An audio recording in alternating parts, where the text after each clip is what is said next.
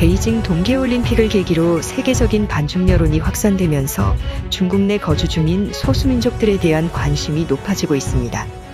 대중국 견제 전략이 세계적인 아젠다가 되어가면서 오랜 세월 중국 한족의 거대 세력과 대립을 해오며 자기 민족만의 고유의 정체성을 유지해온 중국 내 소수민족들에 대한 관심이 높아지는 것입니다.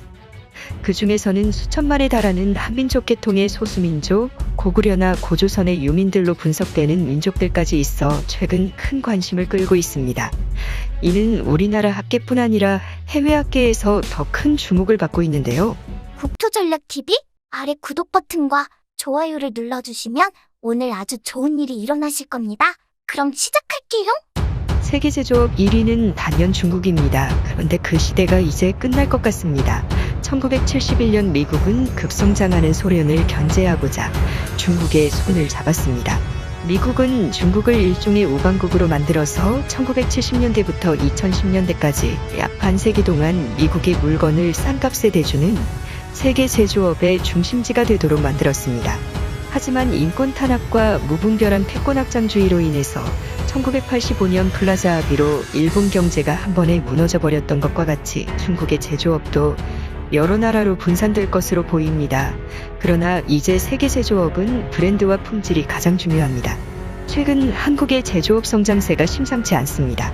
특히 영국에서는 삼류 자동차를 생산하는 나라로 낙인 찍혔던 대한민국 기아자동차가 진출 31년 만에 아우디, 폭스바겐을 제치고 판매량 1위를 기록한 것입니다.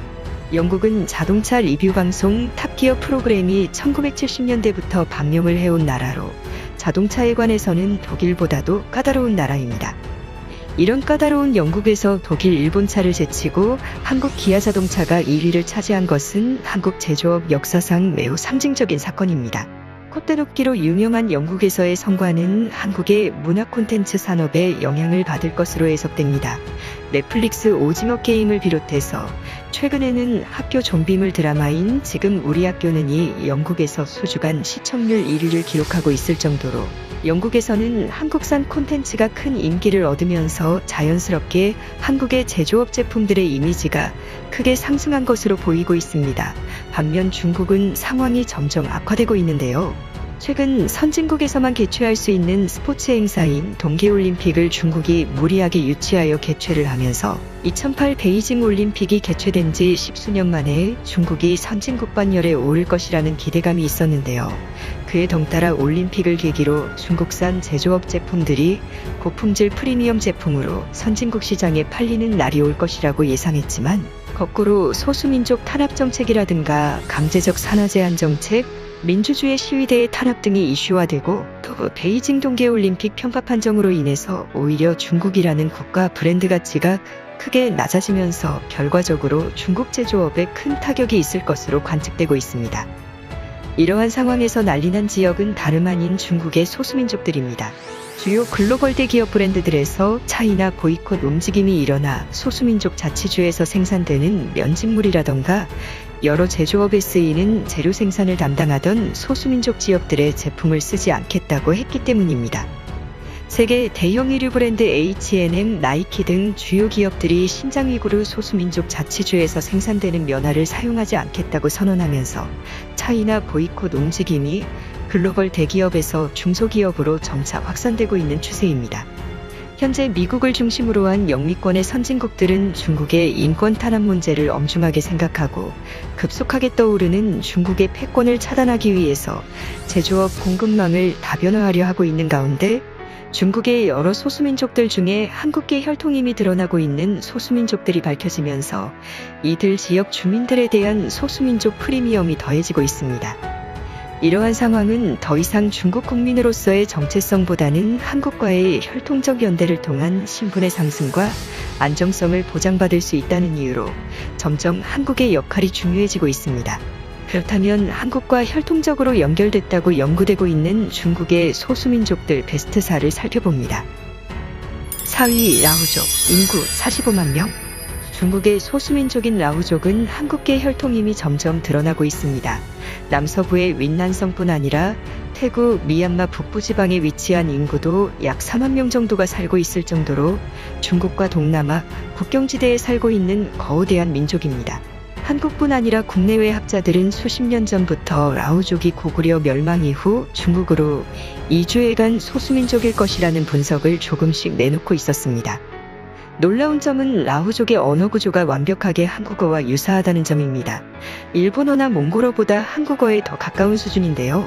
나는 나, 너는 너로 말하고 있고 또 나는 너를 사랑해요 라는 말을 라오족 언어로 번역하면 나레노타 하웨요 이며 나는 베이징으로 갑니다 라는 말을 번역하면 나레 베이징로 가이요 라고 할 정도로 사실상의 한국어의 한 지방 사투리 정도로 분석될 정도입니다.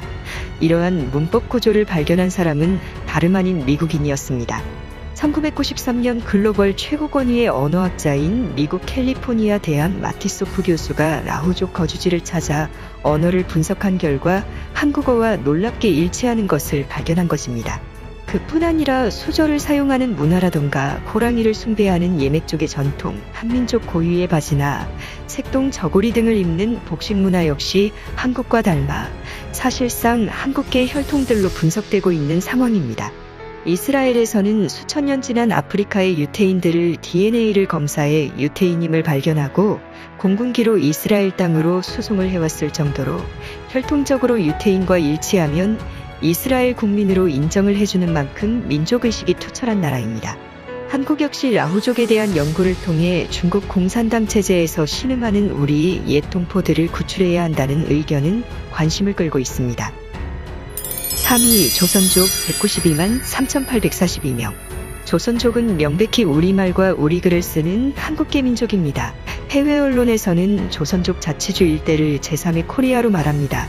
최근 급속한 한국으로의 조선족 유입으로 인해 우리 국민들과 조선족 주민들 간의 감정에 골이 깊어지고 있으나 대다수의 조선족들은 한국의 우호적인 감정과 뿌리를 내리고 살아가려는 마음으로 살고 있습니다.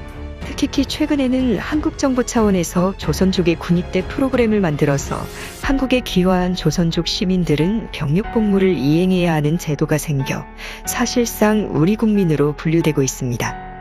현재 베이징 동계올림픽에서는 중국 내 조선족 인구가 200만 명이 있다는 이유로 한복과 각종 우리 고유의 문화를 이용하여 우리 문화 전체를 송두리째 강탈을 시도하고 있으나 최근 들어 중국에서 조선족 인구가 크게 감소하고 있는 상황입니다. 중국 한족보다 조선족들은 한국에 비자 받기가 수월하며 또 귀화 역시 쉬운 상황입니다. 특히 한국의 최저임금이 급격하게 상승하면서 한때 중국의 포털 사이트에서는 검색어 상위 순위에 한국 최저임금에 관한 이슈가 최상단에 있을 정도로 중국 내에서 한국의 최저임금 수준은 매우 놀라운 뉴스입니다. 거의 시간당 9,160원에 가까운 최저임금은 시간당 1,770원을 받는 중국 최저임금과는 비교조차 하기 어려우며 한국의 최저임금 수준은 서유럽이나 북유럽, 북미권 최선진국 수준의 임금으로 한국에만 가면 그 정도의 임금을 받을 수 있다는 소식은 중국 네티즌들을 크게 놀라게 하고 있습니다. 이에 중국 네티즌들은 중국과 한국과의 임금 격차와 빈부 격차가 이렇게 큰 줄 몰랐다. 한국으로 일하러 가자 등의 반응을 보이고 있는 상황입니다. 중국 한족보다는 조선족들의 입국 비자 받는 것이 좀 더 수월한 편이어서 조선족들의 몸값은 중국 내에서도 크게 상승하고 있습니다. 한국어를 구사할 줄 안다는 것만으로도 수만 불의 연봉이 차이가 날 수준으로 앞으로 중국에서 한국어를 구사할 수 있는 사람들의 숫자는 더욱 늘어날 것으로 관측됩니다. 현재 조선족들에 대해서 한국에서 안 좋은 평가가 많지만 현재 조선족들은 중국 내에서 사회 신용 평가 시스템에 따라서 중국에 옹호적인 발언을 하지 않으면 사회생활이 불가능해지며 통장 개설이라던가 부동산의 구입, 취업 등의 제한이 생기는 상황으로 조선족들의 현재 중국 내에서의 처지를 고려하여야 한다는 의견이 나옵니다. 2위 랴오족, 총인구 894만 116명. 랴오족 또는 묘족으로 불리는 이 민족은 무려 900만 명, 약 1000만 명에 달하는 인구를 가지고 있는 소수민족입니다. 중국 내 소수민족 중에서는 5번째로 규모가 큰 집단으로 중국에서도 무시할 수 없는 집단입니다. 일각에서는 묘족이 고조선 멸망 후 중국 남부지방으로 내려간 고조선이 후예라는 설과 고구려의 유민이라는 설 두 가지가 나오고 있습니다.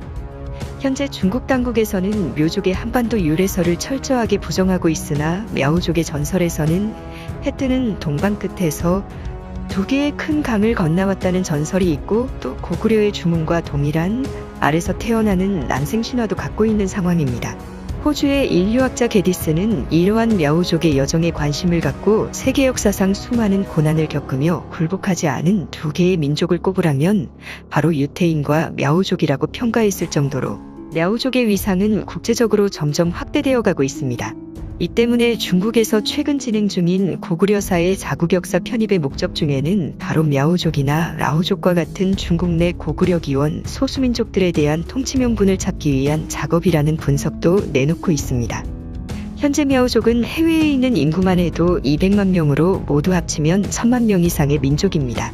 만약 이들이 한민족과 동화된다면 우리 민족의 규모는 거의 1억 명에 육박할 것으로 추산됩니다. 랴오족의 언어와 한국어의 어수는 동일합니다. 문법 시스템이 중국과 동일하지 않아 오랜 기간 중국에 동화되지 않았을 가능성이 높습니다. 때문에 묘족을 한민족의 또 다른 디아스포라로 여기고 집중적인 연구와 포용이 필요하며 동북공정에 대응해야 한다는 의견이 나옵니다.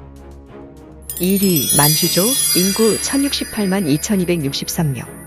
중국에서 가장 큰 소수민족 집단 중 하나인 만주족은 인구만 무려 1000만 명 이상입니다. 만주족은 청나라를 세운 금나라의 후예들입니다. 여진족, 거란족의 후예로서 사실상 한반도 북부의 한민족 계통의 민족입니다. 이들은 금나라를 세울 때 신라의 김씨를 따와 나라를 세웠을 정도로 자기 자신을 신라의 후예로 여기고 있고 청나라 왕족의 성씨 역시 신라를 항상 기억하고 흠모하라라는 성씨로서 애신강나라는 긴 성씨를 사용할 정도로 신라의 후예임을 스스로 인정하는 민족입니다. 그뿐 아니라 만주족의 조상인 여진족은 고려를 부모로 모시던 조공관계에 있던 민족으로 사실상 한민족이지만 만주족은 별도의 문자와 언어가 있어 현대의 한국인들과는 어느 정도 구분되어 있습니다. 그뿐 아니라 만주족은 오늘날 한족과 많이 동화가 된 상황으로 언어와 민족색을 점차 잃어가고 있다는 우려가 나옵니다. 이에 대한 원인으로는 중국 당국이 가장 우려하는 만주의 분리독립 때문으로 해석됩니다. 만주는 불과 수십 년 전까지만 해도 별도의 국가가 있었으며 청나라, 금나라, 여진 등 중국이 가장 두려워하는 방위인 북동방의 나라가 세워지면 자신들을 멸망시킬 것이라는 두려움이 늘 있어왔기 때문에 만주족의 민족적 정체성을 갖는 것을 매우 두려워하고 있습니다. 때문에 중국이 고구려사, 발해사, 심지어는 백제사를 자국의 역사로 주장을 하는 것 이상으로 한국에서도 금나라, 청나라, 여진 등에 대한 역사를 한국사로 여기고 정리해야 한다는 의견까지도 나옵니다. 세계적인 미래학자 조지 프리드만은 세계의 주요 사건들을 정확하게 맞춘 학자입니다. 그는 만주가 훗날 한국의 경제적 영토에 예속될 것이고 한국은 더욱 강력해질 것으로 예언하고 있습니다. 만주에 거주하는 만주족은 그만큼 우리 민족으로 봐도 될 수 있을 정도로 고대사적으로 더욱 연구를 통해 한민족 동화 프로그램을 진행해야 한다는 지적이 나옵니다. 5위부터 1위까지 중국 내 소수민족 인구수 규모로 모든 한민족과 관련된 소수민족들을 살펴봤습니다. 현재 한국의 인구는 빠르게 줄어들고 있으나 경제적 규모와 국제적 위상은 사상 유래를 찾기 어려울 정도로 팽창하고 있습니다. 이러한 팽창 속에서 중국에서 힘들게 살고 있는 우리 옛 동포들과 더불어 우리 대한민국의 미래를 설계하여 더욱 크고 강력한 나라를 만들기 위해 노력해야 한다는 의견이 나옵니다. 국토전략TV 오늘은 이것으로 마칩니다. 시청해주셔서 감사합니다.